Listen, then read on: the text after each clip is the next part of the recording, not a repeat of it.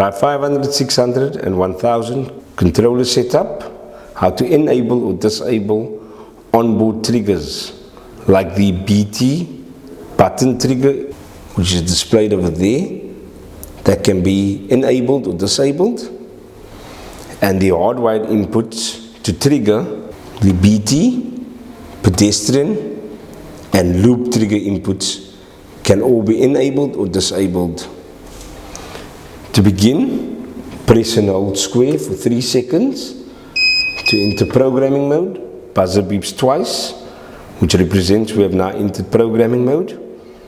Scroll to the left to advanced menu. Press in this square to enter.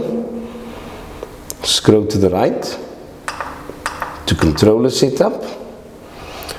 Press in this square to enter. Scroll to the right to onboard BT. We can now enable or disable the onboard trigger button. Press in this square. It's currently disabled. To enable, scroll to the right. To save, press in this square. To change the BT, pedestrian and loop trigger inputs, scroll to the right. The hardwired BT input will be displayed first.